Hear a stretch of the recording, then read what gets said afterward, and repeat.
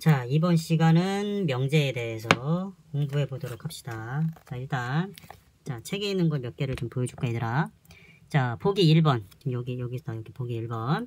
유리수는 실수다. 유리수는 실수가 맞지? 이거는 진실이잖아. 그죠? 요 진실을 수학에서 뭐라고 그래? 참이라고 하지. 그죠? 그 다음에 2의 제곱은 5보다 크다. 2의 제곱은 4니까 4가 5보다 크니? 크지 않잖아. 그죠? 이거는 거짓말이네. 그죠? 이 거짓말을 수학에서 뭐라고 그래? 거짓이라고 하죠. 이렇게 참과 거짓이 명확한 문장이나 식을 명제라고 합니다.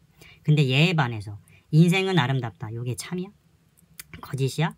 확실하게 분명하게 말할 수 없지. 그치? 이런 거는 명제가 아니라고 하고. 그죠? 그래서 결론은 명제는 참 또는 거짓을 명확하게 판별할 수 있는 문장이나 식을 명제라고 한다. 그죠? 자, 그러면 정리를 해봅시다. 자, 명제. 자, 명제 정의야. 자, 명제의 정의는 뭐냐 하면은 참 또는 거짓을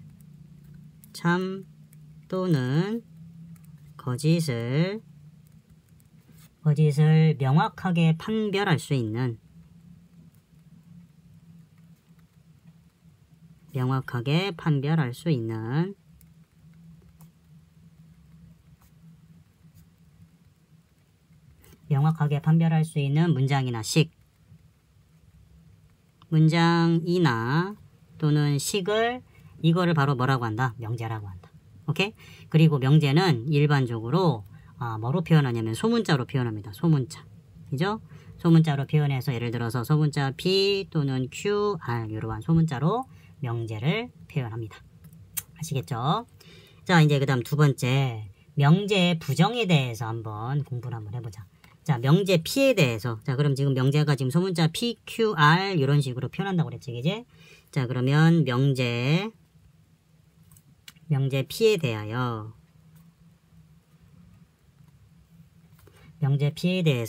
P가 아니다를 말 그대로 P가 지금 아닌 거니까 이걸 뭐라고 하냐? P의 부정이라고 합니다. P의 부정이라고 한다. 그죠?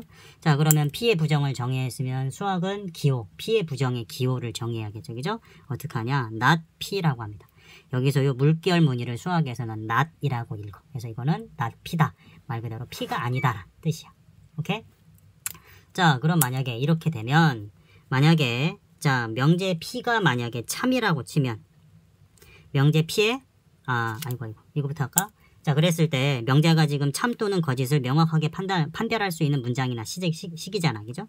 이랬을 때 요 참 또는 거짓 이거를 수학에서 뭐라고 하냐? 진리값이라고 부르지. 진리값. 이거를 진리값이라고 부릅니다. 그죠? 그래서 만약에 명제 P의 진리값이 참이라고 치면, 그죠? P의 부정, 기호로 쓰면 not P라고 쓴다고 그랬어. 그죠? 그럼 얘는 뭐가 되면 될까? 거짓이 되면 되겠죠. 맞습니까? 자, 그럼 똑같이 자, 만약에 명제 P의 진리값이 거짓이라고 하면, 그죠? 명제 P의 진리값이 거짓이라고 하면은 not P, P의 부정의 진리값은 뭐가 될까? 당연히 참이 되겠죠. 그죠? 말 그대로 부정이니까. 그죠? 자, 이렇게 된다. 자, 그러면 지금 명제를 조금 더 이해하기 위해서 우리 책에 있는 문제 1번을 한번 좀 해볼까? 아이고, 지금 막 떨린다. 잠깐만, 좀 잡을게. 자, 보자. 파이는 유리수다. 파이가 유리수니? 파이 대표적인 무리수라고 그랬잖아요. 그죠? 아, 이거 거짓이네. 명제 맞네. 한강은 긴 강이다. 한강이 길어?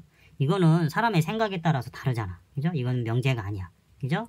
그 다음에 2 더하기 3은 5야. 이거 맞네. 이거 참이네. 아, 명제 맞아. 진리값이 참인 명제. 그 다음 두집합 AB에 대해서 A는 A와 B 합집합에 포함이 된다. 맞잖아. 그죠? 이거 참 맞잖아. 그죠? 아, 이것도 참인 명제다. 그래서 예명제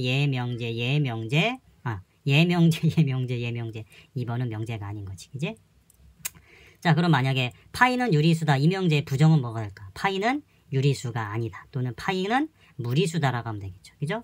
2 더하기 3은 5이다. 이거의 부정은 뭐가 될까? 2 더하기 3은 5가 아니다. 그죠? 뭐 이런 식으로. 그죠? 그래서 이렇게 참과 거짓이 분명한 문장이나 식이 명제이고, 그 다음 명제는 진리값이 참과 거짓이 종류가 두 가지가 있고, 부정을 취하면 진리값도 바뀐다라는 것까지 했습니다. 자, 이제 그 다음에, 자, CF, 참고. 자, 이중부정이야. 자, P의 부정, 명제 P를 부정한 다음에 명제 B를 또 부정했어. 이거는 부정을 2번 했네. 이중부정이야, 그죠? 이중부정은 뭐랑 똑같니? 긍정하고 똑같이, 그죠? not P의 not은 P이다. 오케이? 자, 그러면 우리 요거를 보기로 간단하게 공부해보자. 자, 3은 홀수다. 3은 홀수. 3은 홀수이다. 3은 홀수 맞잖니, 이지? 그러면 얘는 뭐가 되니? 지금 진리값이 참인 명제가 되겠죠. 그죠? 그럼 얘 부정을 취하면 이건 뭐가 되겠니? 3은 홀수이다의 부정이니까 3은 홀수가 아니다. 뭐가 되면 돼? 짝수이다. 이렇게 되면 되겠네. 그죠? 그러면 3은 짝수이다. 진리값 뭐야 이거? 참이야 거짓이야? 당연히 뭐가 됩니까? 거짓되죠. 맞습니까? 그래서 명제를 부정을 취하면 뭐도 바뀐다? 진리값도 바뀐다라는 거. 그죠? 자, 하나만 더 해보자. 자, 1은 4보다 크다.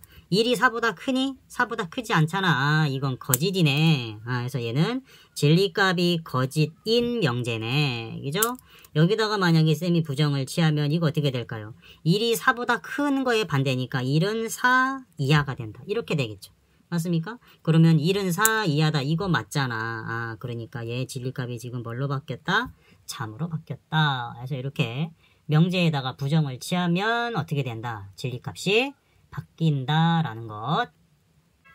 자, 이제 조건과 진리집합을 해봅시다. 조건과 진리집합.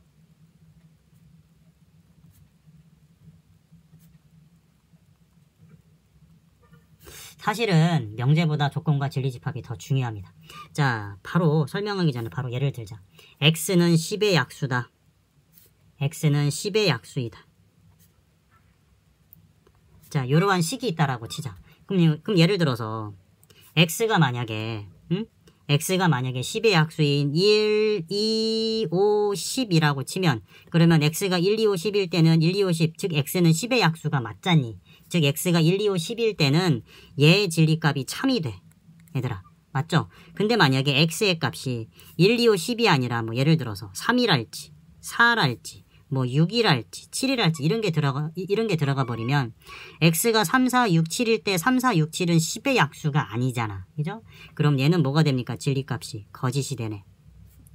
이게 무슨 얘기냐면 x는 10이라는 요 문장이나 식은 x가 지금 변수가 들어가는 바람에 x의 값에 따라서 요 진리값이 참이 되기도 하고 거짓이 되기도 하고 진리값이 바뀌죠.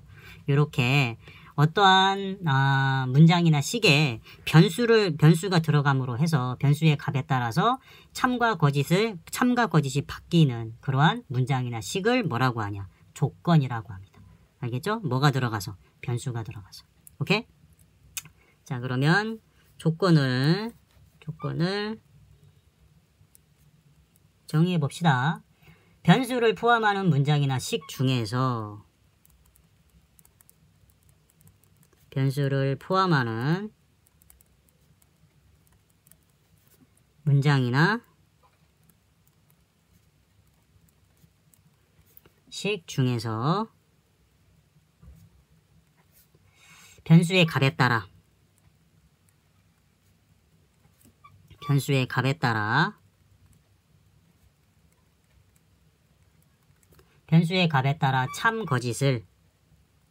참 거짓이 바뀐다. 즉 참 거짓을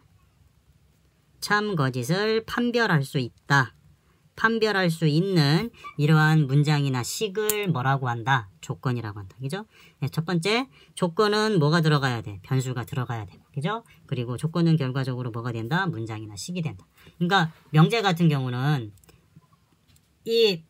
변수가 없는 거야. 변수가 없다 보니까 문장 자체를 읽음으로 해서 바로 참 거짓이 명확하게 판단할 수 있는 거야. 그죠? 근데 얘에 반해서 조건에는 뭐가 들어간다 얘들아? 변수가 들어간다. 그래서 변수의 값에 따라서 뭐가 바뀐다? 참 거짓이 바뀌는 그러한 문장이나 식을 뭐라고 한다?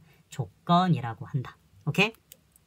자, 그러면 똑같이 명제랑 똑같이 조건도 소문자로 표현한다 얘들아. 근데 얘는 지금 뭐가 들어간다고 그랬어?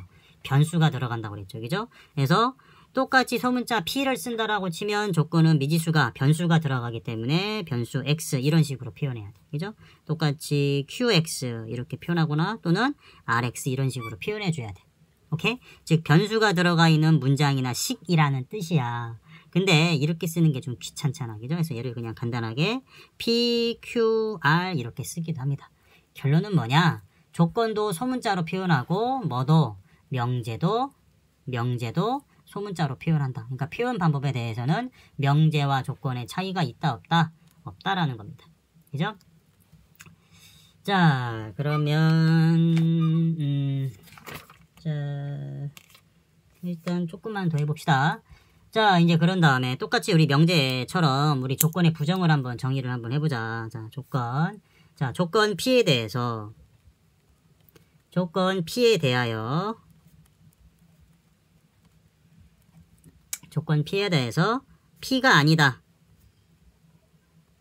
똑같이 P가 아니다를 조건 P의 부정이라고 한다. 말 그대로 P를 부정하는 거죠. 그죠?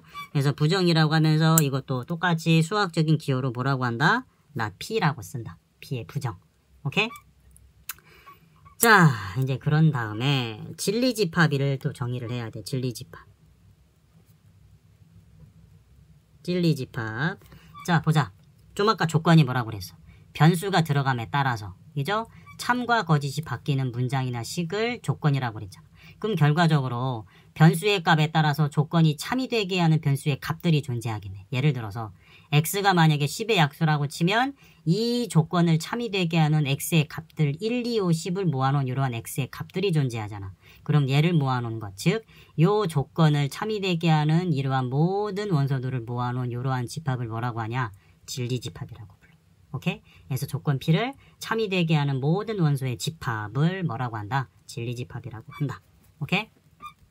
자, 그러면 진리집합을 정의를 하면 진리집합은 뭐냐? 조건 P를 참이 되게 하는 조건 P를 참이 되게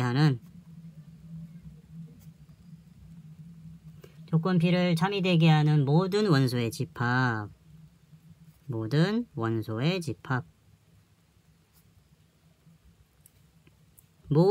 집합을 진리집합이라 하고요.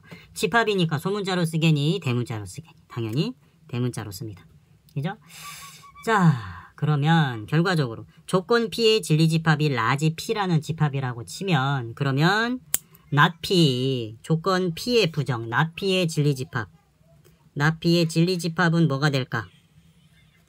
그러면 조건 P를 참이 되게 하는 집합이 라지 P라고 치면 not P를 참이 되게 하는 집합은 이거의 반대가 되면 되겠죠. 그죠? 그럼 집합 P의 반대니까 뭐라고 쓰면 되겠니? P의 여집합이라고 쓰면 되겠다.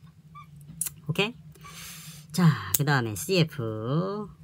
자, 이것도 마찬가지로 조건 P를 부정을 했어. 그죠? 부정하고 부정을 한 번 더 해주면 이거는 이중부정이잖아. 그죠? 이중부정은 뭐랑 똑같다? 긍정하고 똑같다. 오케이?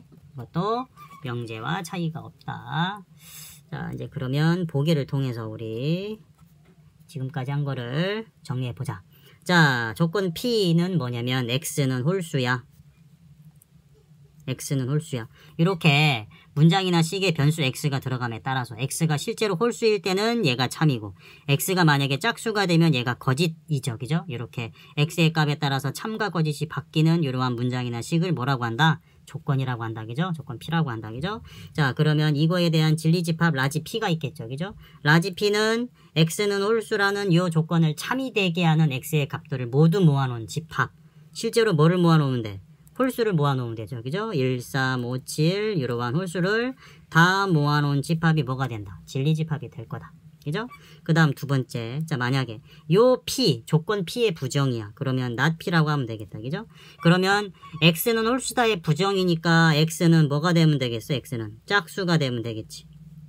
맞습니까? 그랬을 때 not P의 진리집합은 조건 P의 진리집합이 라지 P 집합이 되면 not P라는 조건의 진리집합은 뭐가 된다? P의 여집합이 되면 되겠죠. 그죠? 그리고 실제로 not P, P의 여집합은 not P가 참이 되게 하는 X의 모임, 즉 X는 짝수의 모임이니까 그러면 얘는 뭐가 되면 되겠네? 짝수를 전부 다 모아놓으면 되겠다. 그죠? 2, 4, 6, 8 이런 것들을 쫙 모아놓은 집합이 P의 여집합이 되겠네. 그리고 실제로 P가 1, 3, 5, 7이라고 치면 P의 여집합은 당연히 뭐가 되겠어? 2, 4, 6, 8이 되겠죠.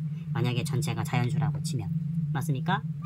그래서 조건 P의 진리집합을 라지 P라고 치면 조건 not P의 진리집합은 뭐가 된다? B의 여집합이 된다. 오케이?